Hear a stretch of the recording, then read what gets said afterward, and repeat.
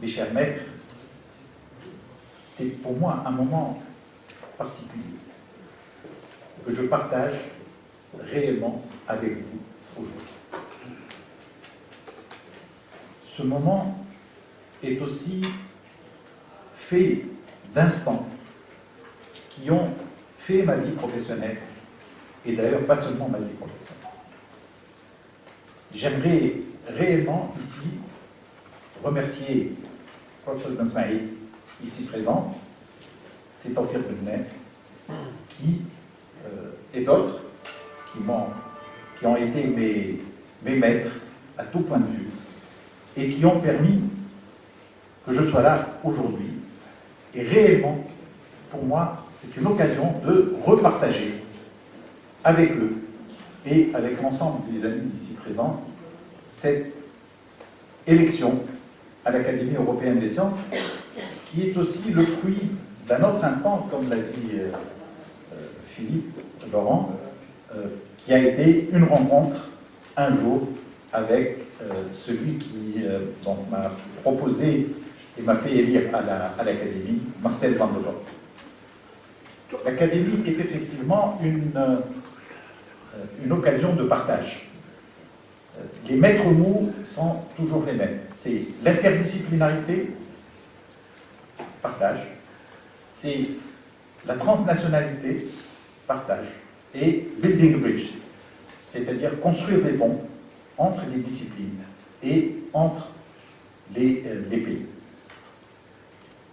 Et c'est une réelle conviction de cette nécessité de la liberté de la science, de la liberté de la transmission de la science, qui aussi est l'élément moteur de la vie au sein de l'Académie européenne des sciences.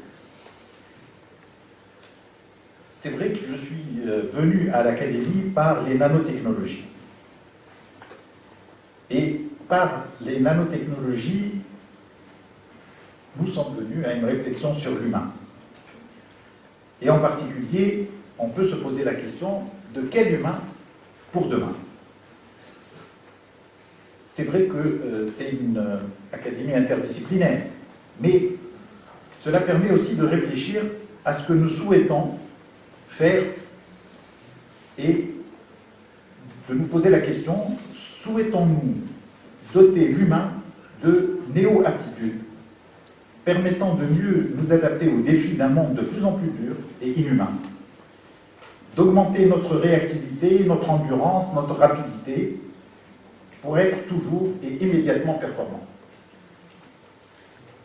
Je ne citerai que, pour exemple, les innovations d'interface ou les innovations plus internes comme l'intelligence artificielle. En face, voulons-nous maintenir notre humanité avec ses valeurs de finitude, d'acceptation des limites, de recherche du bonheur par le goût de la convivialité, de l'effort et du projet dans la durée, tout en essayant de pallier à ses défauts et l'améliorer par l'éducation et l'exercice de la solidarité et des valeurs dérivées de l'époque des Lumières.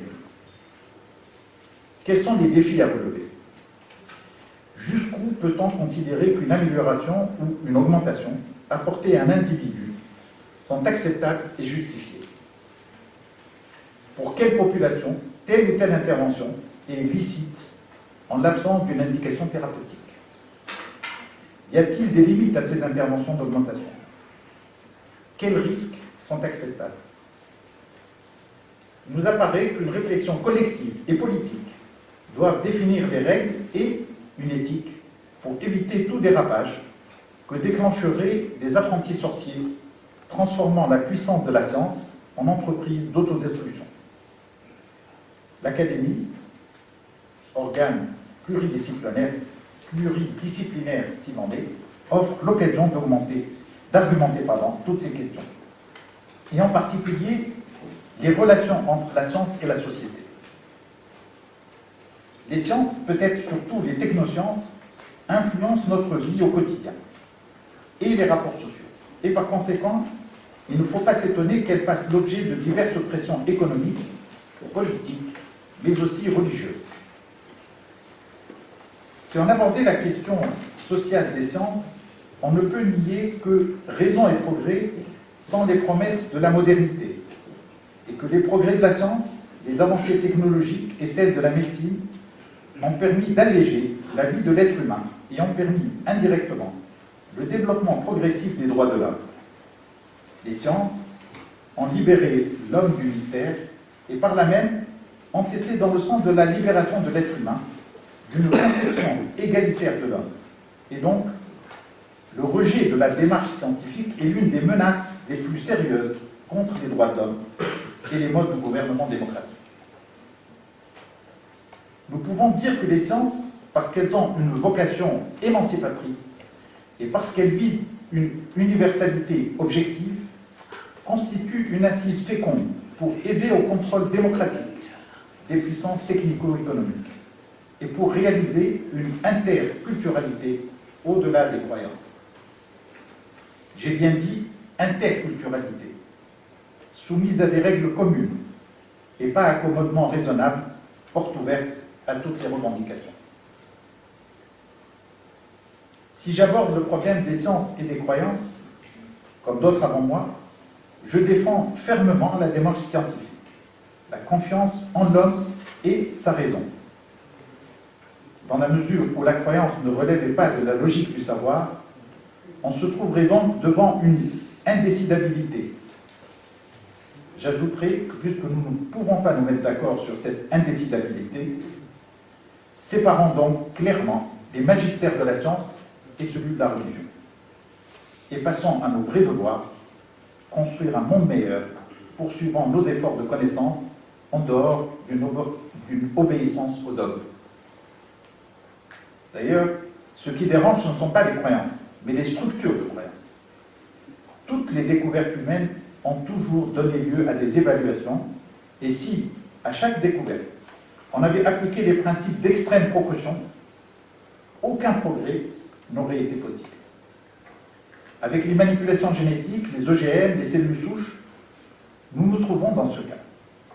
Et c'est là que le manque de confiance envers la science et la peur face à ces applications permet une montée de ce type de réaction.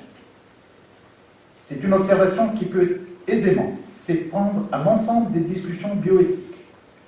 Il y a opposition entre une tendance désirant ne pas limiter les libertés individuelles et les progrès technoscientifiques et une tendance voulant limiter ces libertés, ce qui nous amène à parler du thème de la liberté dans la recherche.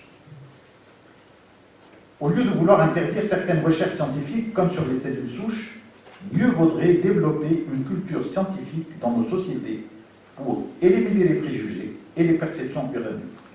La liberté de la recherche, au lieu d'être abolie, devra être régulée par des procédures publiques. Les problèmes philosophiques et religieux sont de plus en plus importants en raison du fait que la science a des potentialités, effectivement, de modifier la nature humaine. Cela n'est pas intolérant de dire que les religions sont fondées sur une révélation, et ce ne sont donc pas rationnels. Ce n'est pas intolérant non plus d'observer que si souvent la foi prend le dessus sur la raison, c'est que la crédulité humaine est énorme, et on en veut pour preuve le succès des horoscopes, des voyants et autres guérisseurs. La question est donc de savoir si on pense faire suffisamment pour l'enseignement des sciences. Si la recherche fondamentale est suffisamment subsidiée par rapport aux supports donnés aux recherches appliquées. Si on se protège suffisamment des freins proposés aux aspects non rationnels de la pensée. Mon propos reste centré sur l'enseignement, garant d'une transmission des sciences et surtout de la démarche scientifique. C'est là un enjeu majeur de notre projet de société. Nous avons donc vu que la neutralité philosophique de la science était mise en doute, mais qu'on ne se leurre pas. Cette attitude antiscientifique n'est qu'un premier pas vers une attaque frontale de l'enseignement. Notre priorité doit rester la qualité de l'éducation, qui doit se conjuguer avec le vivre ensemble, la liberté individuelle et le devoir d'humanisation. Il est clair, me semble-t-il, qu'à l'inverse des religions, la science enseigne l'esprit critique. Peut-être est-ce plus que les découvertes elles-mêmes, cet esprit critique qui est dérangeant. C'est particulièrement le cas des sciences du vivant, qui mettent en péril des messages dogmatiques.